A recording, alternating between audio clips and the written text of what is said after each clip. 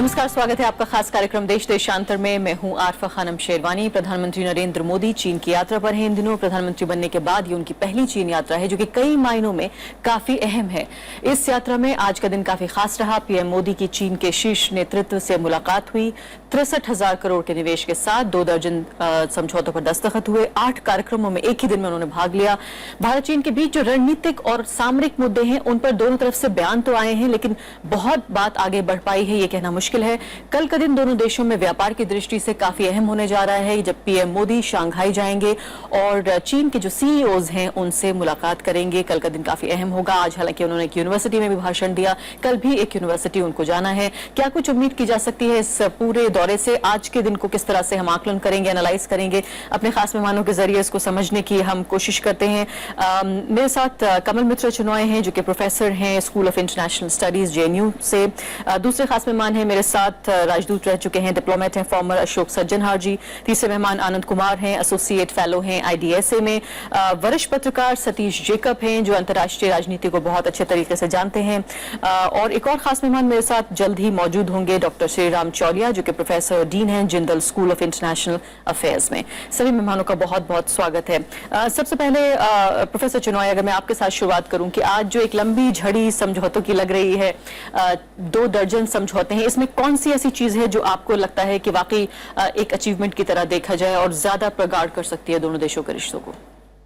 मुझे 2 चीज लगती है। एक पहली बात यह है कि जो शंघाई में होगा वो काफी महत्वपूर्ण होगा, क्योंकि ये जो हम चाहते हैं कि चीनी पूंजी आए, वो चाहते हैं कि बाजार बढ़े, मगर उसमें जो फैसला करना होगा जिसके लिए कुछ बातचीत मुझे लगता है कल प्रधानमंत्री भी करेंगे, वो ये है कि हम चीनी पूंजी तो का स्वागत करेंगे, उनकी मैन्युफैक्चरिंग को हम अपनाने को तैयार हैं, सस्ता होगा, मगर ये सारी चीज में टर्म्स ऑफ ट्रेड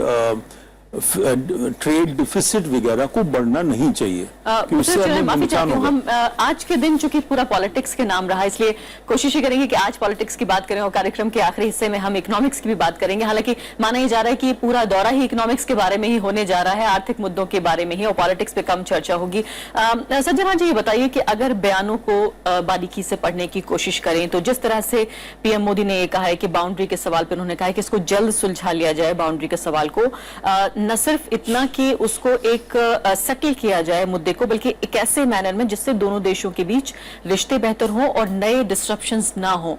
क्या ये साफ मैसेज है? जी बिल्कुल, बहुत साफ मैसेज है। अगर आप मुझे इजाजत दे तो मैं 1 मिनट आपके पहले प्रश्न का भी थोड़ा जवाब देना चाहूंगा। जो 2-3 चीजें मैं कहूंगा कि बहुत अहम जो आज समझौते जिनके ऊपर दस्तखत किए गए हैं, एक तो है एक हाई लेवल टास्क फोर्स बनाया गया है, जो कि सारी हमारे जो आर्थिक संबंध हैं उनमें जाएगा। तो जैसे पहले जब यहां से गए थे तो ये बातचीत बहुत हुई है, जो व्यापार में बहुत असंतुलन है, करीब 48 अरब डॉलर का हमारा ट्रेड डेफिसिट है, तो इसको हम कैसे अपना निर्यात वहां पर बढ़ाएं, चीन में बढ़ाएं, तो इसके बारे में बहुत बातचीत हो रही है। फिर दूसरा, अंतरिक्ष में कैसे हम एक दोनों परस्पर साथ में काम कर सकते हैं, स्किल डेवलपमेंट के ऊपर, पर्यटन के ऊपर, ई वीजा के ऊपर। तो ये बहुत सारे ऐसे समझौते हैं जो कि मेरे विचार से व्यापार के क्षेत्र में, पर अगर आए तो हाँ, कोई इश्यूज जैसे जो वाकई डिबेटेबल भी हैं और जिन पर दोनों देशों के बीच मुद्दे भी हैं। बिल्कुल, मैं इसमें कहूंगा, जो शुरू से मेरा कहना ये रहा है कि इस मर्तबा जो प्रधानमंत्री वहां पर गए हैं, तो बिल्कुल ही साफ तरीके से, स्पष्ट तरीके से हमको अपने जो कोर कंसर्न्स है वो उनको बताने चाहिए। मतलब इसको पहले जैसे वॉफल करते थे, जो ज्यादा जोर से नहीं बताते, तो उनको भी ठीक नहीं समझ आता है। इस बारी मेरे विचार से, चाहे ये सीमा विवाद पर हो, चाहे ये चीन और पाकिस्तान के रिश्ते के बारे में हो, चाहे उनका इंफ्रास्ट्रक्चर डेवलपमेंट हो पाकिस्तान ऑक्यूपाइड कश्मीर में, चाहे ये ट्रांस बाउंड्री वाटर्स के ऊपर हो, चाहे ये स्टेपल्ड वीजा, हर चीज में। और ये प्रधानमंत्री ने दो चीजें बहुत ठीक उनको सटीक उनसे कही हैं। जो एक तो आप ये देखिए, जो आपको देखना पड़ेगा, जो ऐसे मुद्दे हैं जिससे कि हमारी आगे की प्रगति को, रिश्तों की प्रगति को जिसमें बंधक होता है, उसके बारे में आप थोड़ा पुनर्विचार करिएगा। जी, वही उसी बयान की तरफ मैं आना चाहती थी। आनंद कुमार जी, ये बताइए कि बयान अगर देखें पीएम मोदी का, तो उसमें उन्होंने कहा है कि चाइना को कहा है कि दोबारा सोचे अपनी नीति के बारे में। चाइना जो उन मुद्दों के बारे में, खासकर जो हम दोनों देशों के बीच जो पूरा पोटेंशियल है उसको रियलाइज नहीं होने देता है, जो जितने अच्छे जितने बेहतर रिश्ते हो सकते हैं और एक दूसरे की जनता के लिए जो काम आ सकते हैं, वो चीजें जो पीछे खींच रही हैं उन पर ध्यान दिया जाए। उन्होंने ये भी कहा है कि I suggested that China should take a strategic and long term view of our relations. तो यानी कि सामरिक मुद्दों की बात हुई है और लॉन्ग टर्म बात हो रही है कि यानी कि सिर्फ कुछ जो सीमा पार के उल्लंघन हम देखते हैं, जिस तरह की छिटपुट घटनाएं हम देखते हैं उन सबसे अलग हटकर एक लॉन्ग टर्म में सोचने की बात कही है। जी हाँ, लेकिन ये कहना आसान है और इसको क्रियान्वित करना मुश्किल है। मतलब ये है कि हम कैसे इन मुद्दों को सुलझाते हैं वो महत्वपूर्ण होगा। जैसे जो बॉर्डर डिस्प्यूट है, ये कहना आसान है कि इसका उल्लंघन नहीं होना चाहिए, लेकिन हमने बार बार ये देखा है कि जब भी कोई उधर से हाई लेवल विजिट होती है इंडिया को, तो वो देखते हैं कि हम उनकी फौज जो है वो लद्दाख में या कहीं ना कहीं घुस जाती है। तो ये एक तरह से है जो प्रयास है वो मतलब एक जो उसको पीछे ले जाता है। उसी तरह से जैसे हम देखें, अगर मोदी साहब जब चाइना गए उससे पहले जो है सी जिनपिंग पाकिस्तान चले गए, तो पाकिस्तान मतलब ये जो पूरा जो जाहिर है ये जो मीटिंग्स होती हैं बहुत पहले से प्लान्ड होती हैं, तो यानी जी हाँ, या मोदी की मीटिंग भी उनके उसमें तो, दर्ज होगी। हाँ, तो ये मतलब एक सेक्शन में ये जो सी जिनपिंग का जो पाकिस्तान विजिट था वो इस हिसाब से देखा जा रहा है कि ये मोदी चाइना में आए इससे पहले उनको थोड़ा डिफेंसिव कर देना है, ताकि वो चाइना में आकर के उनकी उम्मीदें बहुत ज्यादा हमसे ना रहें। ये समझ लें कि हमारा जो पाकिस्तान से ऑल वेदर जो रिलेशनशिप है वो मतलब रहने जा रहा है, उसमें बहुत परिवर्तन नहीं होने जा रहा है। तो आप अपनी उम्मीदें जो है एक सीमा के अंदर रखें। तो ये कहना बहुत आसान है कि मतलब हम इन जो विवादास्पद जो मुद्दे हैं इनको हम पीछे छोड़ दें, ये तो हम हमेशा से चाहते हैं। लेकिन आप काफी महत्वपूर्ण बात कह रहे हो, शायद ये बहुत नजदीक है उस बात के। नटवर सिंह ने एक इंटरव्यू में कहा है कि उनको इस बात का यकीन नहीं है कि चीन जो है, जो उनकी अपनी स्टेटेड पोजीशन है, उससे कुछ भी हटकर काम करेगा। तो क्या ये हमारे डिप्लोमेटिक सर्कल्स में भी इसको लेकर यही विश्वास है कि चीन की जो अपनी पोजीशन है, उन्होंने ये तक कह दिया है कि चीन इस मामले में काफी जिद्दी है? जी हाँ, एक्चुअली मैं ये कहूंगा कि इसको हम एक पाथ ब्रेकिंग विजिट के रूप में ना देखें, बल्कि इसको हम एक ब्रेकिंग आइस विजिट के रूप में देखें कि मतलब एक जो दोनों जो बायलैटरल रिलेशनशिप के बीच में जो एक डेडलॉक की सिचुएशन बनी हुई थी, उसमें एक मतलब एक प्रगति है। इससे हम ये उम्मीद करें कि बिल्कुल कोई पाथ ब्रेकिंग, बिल्कुल एकदम से कोई ड्रामेटिक किस्म डेवलपमेंट हो जाएगा, तो वो नहीं, तत्काल में नहीं हो रहा है। जी सतीश जी, कभी ये बताइए कि अंतर्राष्ट्रीय जो राजनीति है उसको आप एक अरसे से दशकों से देखते रहे, क्या वाकई इंटरनेशनल पॉलिटिक्स जो है और जो बायलैटरल रिलेशंस हैं वो एक ऐसे मकाम पर अब आ गए हैं कि जहां बॉर्डर इश्यूज एक तरफ देखे जाएंगे और जो आर्थिक मुद्दे हैं वो दूसरी तरफ की? अब बहुत मुश्किल, बहुत कॉम्प्लेक्स, जटिल जो बॉर्डरिंग इश्यूज हैं, जो सरहदी मुद्दे हैं, उनके बावजूद भी, यानी कि जो एक देश की जनता के लिए इमोशनल भी हो सकते हैं, जज्बाती भी हो सकते हैं, बॉर्डर का मामला है, उस सबके बावजूद भी क्या जो आर्थिक रिश्ते हैं वो उसी रफ्तार से चलते रहेंगे, क्योंकि दोनों की कहीं ना कहीं देशों की गर्ज है इसमें? बिल्कुल आपने दुरुस्त कहा, और मैं साहब जो मेरे से पहले बोल रहे थे मैं उनसे बिल्कुल सहमत हूं। देखिए, जैसे आपने कहा सन 62 से हमारी दुश्मनी शुरू हुई, लेकिन उसको बहुत अरसा हो गया। अब भारत ने भी काफी थोड़ी बहुत तरक्की की है। अब हम वर्ल्ड के पॉलिटिक्स में देखते हैं तो भारत का एक स्थान बन गया है, लेकिन उसके साथ साथ चाइना तो बहुत ऊंचा चला गया है। मैं समझता हूं चाइना इस वक्त अमेरिका से भी ज्यादा ताकतवर हो गया है, और उसका जो एटीट्यूड है इस रीजन में जहां पे चाइना और हम लोग रहते हैं पूर्व में, उनका एटीट्यूड है कि वो उसको डोमिनेट करना चाहते हैं, और चाइना का एटीट्यूड ये है, और उसमें कोई शक भी नहीं, वो कर सकते हैं। लेकिन वो इस बात को स्वीकार करते हैं कि भारत की पोजीशन वो नहीं है जो छोटे छोटे ईस्टर्न जैसे पाकिस्तान है, और हम लोगों को वो इज्जत दे रहे हैं। और जिस तरीके से मोदी जी का स्वागत किया गया है, जिस तरह से शी उनको बीजिंग के बाहर जाके मिल के आए हैं, उस सब से उनके जेस्चर से पता लगता है कि वो भारत को क्या इज्जत दे रहे हैं। अब ये समय आ गया है कि हमारा सिर्फ मामूली ट्रेड की बात नहीं है, हमारी जो भारत की जो आकांक्षाएं, जो भारत चाहता है चीन से, वो है we want mega investment from China. और चाइना एक ऐसा देश है जो वो मेगा इन्वेस्टमेंट इंडिया को दे सकता है, अमेरिका भी नहीं दे सकता।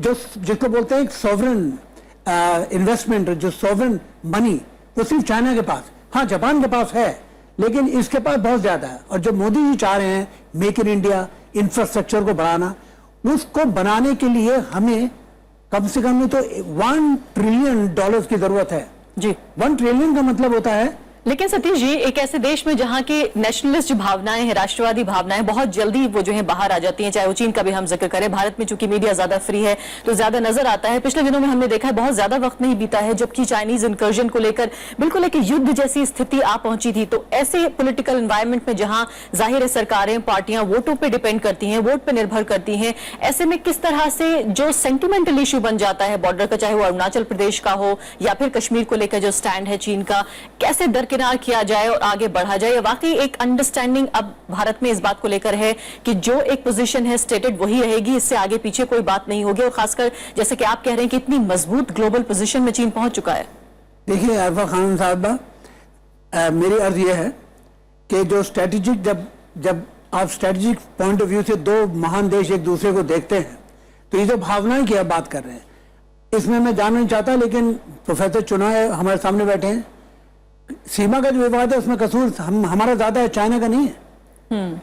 और अगर आपकी सेंटिमेंट खराब होते हैं तो ये आपको झेलना पड़ेगा। उसकी वजह है कि अगर वो आपके अंदर आ जाते हैं, पिकनिक करने आ जाते हैं, घूमने जाते हैं, उसकी वजह यह है कि बाउंड्री का विवाद जो है वो सेटल ही नहीं हुआ। ये नहीं पता बाउंड्री है कहाँ। बिल्कुल। एक जमाना था चाइना ने ऑफर किया था कि भाई आप या यहाँ पे सिक्किम की तरफ, इधर की तरफ आप ले लो, तो ये ले लो और हमें सिंगयांग दे दो। उस वक्त हमने कहा नहीं, सिंगयांग भी हमें वापस करो, ये भी हमारा रहेगा। हमने उस वक्त नहीं किया। लेकिन कहने का मतलब ये जो मैं कह रहा हूं आप सुनिए कि जो इन्वेस्टमेंट चाइना हमें दे सकता है, मोदी जी का जो प्लान है मेक इन इंडिया का, उसको साकार करना और उसको वो इन्वेस्टमेंट लेना सिर्फ चाइना दे सकता। अगर चाइना और भारत के बीच विश्वास पैदा हो गया जी, हमें हमारे में विश्वास की कमी है, दोनों देशों में विश्वास पैदा हो जाता है तो बाकी की जो हमारी समस्याएं हैं वो हल हो जाएंगी बाद में। जी हाँ, समृद्धि की तरफ अगर दोनों देश जाते हैं, पीस की तरफ जाते हैं। सबसे बड़ा प्रॉब्लम है साउथ चाइना सी का, वो मैं मेरे से ज्यादा प्रोफेसर चुनाव मैं उन्हीं की तरफ जा रही हूँ। प्रोफेसर चुनाव, कई महत्वपूर्ण बातें इसमें, खास बात जो नोशन है लाइन ऑफ एक्चुअल कंट्रोल को लेकर, जिसको लेकर बराबर ये बात बनी रहती है कि दरअसल जिसे हम इंकर्जन मानते हैं, चूंकि वो क्लैरिटी नहीं है सोच की और उनके नजर में जो सीमा है और हमारी नजर में जो सीमा है, दोनों के नजरिए में फर्क है और इस वजह से जो इंकर्जन है दरअसल वो कंफ्यूजन है। नहीं, ये कंफ्यूजन अंग्रेजी जो शासन था उन्होंने ये किया। उन्होंने एक सीमा बनाया चीन के लिए जो चीन ने नहीं माना, और एक सीमा में हम लोग शामिल थे मकमोहन लाइन वगैरह में, मगर वहां पर भी जब आगे जाते हैं तो ना पाकिस्तान मानता है ना चीन मानता है। और चीन का जो अब तक रवैया रहा है वो सामरिक जो उनकी समझ है वो है कि हेजेमोनिक वो हो। आप उनकी पाकिस्तान तो उनका पार्टनर है, जूनियर पार्टनर, मगर यदि आप देखें कि साउथ चाइना सीज के जो सारे देश हैं उनकी क्या हालत है। सोवियत संघ के साथ भी उसरी नदी पे बंदूक चले। तो ये सोचना कि चीन आसानी से हमारी सीमा को मान लेगा, ये मैं सोचता हूँ ये लॉन्ग टर्म स्ट्रेटेजी है। मगर एक चीज जो उन्होंने कहा जो पहले नहीं कहा, उन्होंने क्या कहा कि भारत एक पोल है, मतलब दुनिया में मल्टीपोलर सिस्टम है और उन्होंने भारत को एक पोल मान लिया। इसका मतलब है कि जो भारत की शक्ति है वो कुछ हद तक मानना, जैसे हम सब लोग कह रहे हैं ये आर्थिक मुद्दा जो है वो बहुत महत्वपूर्ण है। मगर हमें ये देखना होगा कि जैसे एम्बेसडर साहब ने कहा कि जो हमारी डिफिसिट है, ट्रेड बैलेंस ऑफ ट्रेड भी चीन के पक्ष में है, और जब 50 बिलियन और उसके ऊपर 48 बिलियन डॉलर का फर्क है दोनों देशों के बीच में, तो जब ऐसे जाता है तो, और अगर ये पूरा हो जाए तो बहुत सारा जो हमारा फिलहाल घाटा है वही कम हो जाएगा। ये होगा ना कि यदि वो हमें पूंजी देंगे तो वो उनका मुनाफा भी तो होगा ना, नहीं तो नहीं देंगे। तो यदि उनका मुनाफा इतना हो गया तो जो हमारा ट्रेड डिफिसिट है वो बढ़ जाएगा। तो ये बहुत दोनों जो आर्थिक मामले हैं और राजनीतिक मामले वो पेचीदे हैं, और इसलिए लेकिन आप उन्हें अलग अलग देखते हैं। मैं उनको अलग अलग देखता हूँ। चीन के साथ आप एक इशू को लेके उसको सेटल करो, फिर दूसरे इशू पे डालो। जी, ठीक है। और जो मुश्किल इशू है उनको फायर बर्नर पे डालो, और बाद में जब मौका मिलता है उसको सेटल बातचीत करो। होती पर है। एक आखिरी चीज मैं जी। कहना चाहता हूँ, जो हमने विश्वास किया कि शंघाई कोऑपरेशन ऑर्गेनाइजेशन, ब्रिक्स वगैरह में हम मिलके बात कर सकते हैं, वो नहीं हुआ। शंघाई कोऑपरेशन ऑर्गेनाइजेशन खोखला हो गया, और ब्रिक्स में कई देश, ब्राजील, साउथ अफ्रीका वगैरह की आर्थिक स्थिति खराब है, तो हमारे पास वो लीवरेज अब नहीं रहा। जी, डॉक्टर शिलांग चौलिया भी हमारे साथ फिलहाल जुड़ गए हैं। डॉक्टर चौलिया, ये बताइए कि पहली बार पीएम मोदी ने कहा कि पहली बार ऐसा हुआ है कि दो देशों के बीच में, यानी भारत का दूसरे देश के साथ स्टेट के लेवल पर, यानी कि राज्य के स्तर पर जो समझौते हुए हैं वो पहली बार हुए हैं। और जिस तरह से जो चाइनीज प्रोविंसेस हैं और भारतीय राज्य हैं, उनके बीच में जो अब ये तार बनने जा रहा है, उसको कितना अहम आप मानते हैं? इसको भी क्या कारोबारी दृष्टि से ही देखा जाए? जी अल्फा, बिल्कुल। अभी दौरा है सब यूनिट डिप्लोमेसी का, जिसमें कि जो राज्य हैं, ये प्रांत हैं, प्रोविंसेस, स्टेट्स वगैरह, इनके हाथों में काफी जिम्मेवारी देना चाहते हैं सेंट्रल लीडर्स, और एक रीजनल जो पावर होती है, रीजनल इंटरेस्ट होती है, उन सबको बढ़ावा देने की कोशिश है। आज जो ये प्रोविंशियल लीडर्स का जो फोरम नया नियुक्त किया गया है, ये काफी अहम है, क्योंकि इससे आगे ये होगा कि जहां जहां ज्योग्राफिकल करीबी हैं, अब देखिए जैसे यूनान प्रोविंस है चीन का, या सिचुआन प्रोविंस है, ये जो है हमारी जो नॉर्थ ईस्ट ईस्टर्न स्टेट्स के काफी करीब है। तो अगर ट्रेड रूट्स खुल जाती हैं तो इकोनॉमीज ऑफ स्केल हो सकती है, ट्रांसपोर्ट कॉस्ट बचाए जा सकते हैं, और काफी तालमेल, सिमेट्री हो सकती है। इसी तरह चंद्रबाबू नायडू जी कुछ दिनों पहले, मोदी जी ने उन्हें पहले चीन भेजा, और कई स्मार्ट सिटीज, सिस्टर सिटीज, ये सब एग्रीमेंट्स हुए हैं। इन सब से जाहिर है कि एक रीजनल लेवल पे, क्योंकि हमारी फेडरल सिस्टम है, चीन की उतनी फेडरल नहीं है, लेकिन फिर भी गवर्नर्स जो होते हैं वहां की काफी शक्तिशाली होते हैं, और वहां पे जो local provincial level communist party officials है, उनको काफी टारगेट्स दिए जाते हैं कि आप इतनी जीडीपी लेके आओ, आप इतना ग्रोथ बढ़ाओ हमारी हर साल। तो उनकी भी एक इंटरेस्ट होती है कि किस तरह इसको बढ़ावा दिया जाए। तो मेरे ख्याल से एक कॉम्पिटिटिव फेडरलिज्म जो हम कहते हैं, कि अभी तो महाराष्ट्र और गुजरात के सीएम गए हैं, कर्नाटका के भी जाने वाले थे, आंध्रा के गए हैं, तो इन सब को अगर मिलजुला कर देखें तो भारत की एक नीति होती है, लेकिन हर एक राज्य की अपनी अपनी स्पेशल इंटरेस्ट होती है। तो उसको अगर हम तालमेल में ला सके चाइनीज काउंटर पार्ट के साथ, तो मेरे ख्याल से तिजारत में काफी मुनाफा होगा। जी हाँ, अब एक बहुत महत्वपूर्ण मुद्दा मैं उठाना चाहती हूँ, वह है पाकिस्तान को लेकर, जिसमें भारत में काफी बेचैनी है उसको लेकर, जो कॉरिडोर बनाने की बात हो रही है कि कहीं ना कहीं भारत की कीमत पर यह हो रहा है। क्या आपका ये मानना है कि वाकई हमें चीन और पाकिस्तान के, चीन के साथ जब हम अपने रिश्ते देखते हैं तो पाकिस्तान के दरीचे से ना देखें? क्या इंडिपेंडेंटली वो बायलैटरल रिलेशंस रख सकते हैं बिना हम तस्वीर में आए हुए? नहीं, मेरे विचार से जो कुछ भी चीन का संबंध बनते रहे हैं, जैसे कहते हैं ऑल वेदर फ्रेंड रहे हैं, तो वो भारत को मद्देनजर रखकर ही हुआ है। तो मेरे ख्याल से ये नहीं सोचना चाहिए जो चीन का पाकिस्तान के साथ अलग रिश्ता है और चीन का भारत के साथ उससे अलग रिश्ता, अलग दृष्टि से हम देख सकते हैं। तो इसीलिए आज प्रधानमंत्री ने भी उनके साथ ये मुद्दा उठाया है, जो पाकिस्तान ऑक्यूपाइड कश्मीर में जो $46 बिलियन का वो इकोनॉमिक कॉरिडोर, दो चीजें हैं उसमें। एक तो ये डिस्प्यूटेड टेरिटरी है, और डिस्प्यूटेड टेरिटरी में वो काम कर रहे हैं, बिल्कुल हाँ। कैसे कर सकते हैं। तो ये तो हमारे लिए बहुत ही चिंता का विषय है। लेकिन पब्लिक व्यू में ये नहीं आया कि ये मुद्दा वहां उठा या नहीं? नहीं, उन्होंने कहा है, प्रधानमंत्री जी ने कहा है जब भी ये हुआ, और ये नहीं, आज जब, हाँ, कल शी जिनपिंग के साथ बात हुआ है, हाँ। उसमें भी उन्होंने उठाया है। नहीं, यही मैं कहना चाहता हूं, जो हमारे भी मुद्दे उनके साथ हैं, बिल्कुल कि वो स्पष्ट तरीके से किए गए हैं। एक चीज में अगर उसमें, जो पहले भी इसके बारे में वार्तालाप हो रहा था, देखिए हमारा जो सीमा विवाद है, हमको उसको दो लेवल पर, दो स्तर पर हमको देखना पड़ेगा। और ये प्रधानमंत्री ने पहले भी कहा था जब शी जिनपिंग आए थे यहां पर पिछले सितंबर में। एक तो जो लाइन ऑफ एक्चुअल कंट्रोल है वो डिमार्केटेड नहीं है, और इसको डिमार्केट करना बहुत ही आवश्यक है। और इसके लिए फिलहाल आज दोनों तरफ से बयान आए हैं, दोनों कि तरफ किस से तरह बयान आए हैं। जब तक ये क्लियर नहीं होगा तब तक दोनों देशों के बीच असहमतियां रहेंगी। बिल्कुल, इसीलिए ये वाला जो पिछले साल जो प्रॉब्लम हुआ, चुमार में वो आ गए, उसके 2013 में जब ली केशियांग आए थे तब वो डिप्संग बेगोल्डी में आ गए थे।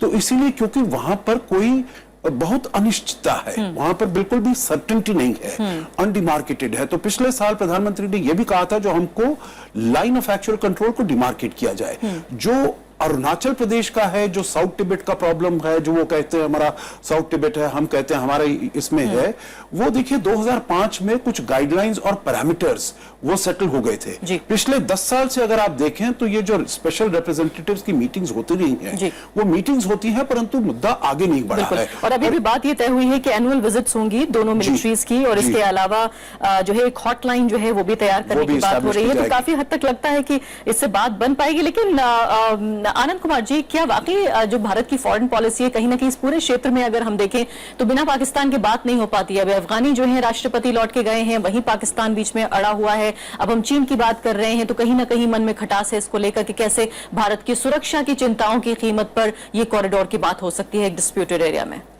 देखिए, एक्चुअली जो पीओके में जो कॉरिडोर की बात है, तो इसके लिए कहीं ना कहीं इसमें हमारा मतलब जो हमने इस चीज को इग्नोर किया है कई सालों तक, ये भी एक कारण है।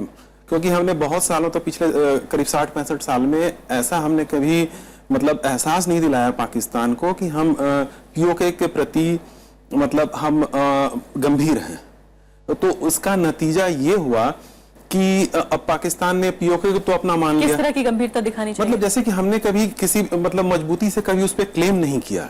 मतलब ये ठीक है कि वो पीओके जो है वो जेएनके का पार्ट था, लेकिन आजादी के बाद से जिस हिसाब से जो पॉलिटिक्स डेवलप हुई है, कहीं ना कहीं मतलब इसमें हमने उसको मतलब उतनी मतलब ताकत के साथ अपना क्लेम उस पर हमने दिखाया नहीं। उसका नतीजा ये हुआ कि पाकिस्तान ने ये समझ लिया कि पीओके तो हमारा है ही है। जो अब डिस्प्यूट मतलब वो इंटरनेशनल कम्युनिटी में वो ये प्रोजेक्ट करने में सफल हो गया कि जो एक्चुअल डिस्प्यूट है वो कश्मीर के जो भारत के पास है उस पर समय थोड़ा सा मेरे पास है। सतीश जैकब जी, इसमें आप कुछ ऐड करना चाहेंगे? देखिए, ये जो प्रॉब्लम कॉरिडोर की है, पाकिस्तान की है, जब ये हुआ था, जब नवाज शरीफ शी के जब उनकी विजिट हुई थी और ये सब उन पर तय किया था, भारत ने उसके ऊपर कोई प्रतिक्रिया नहीं की।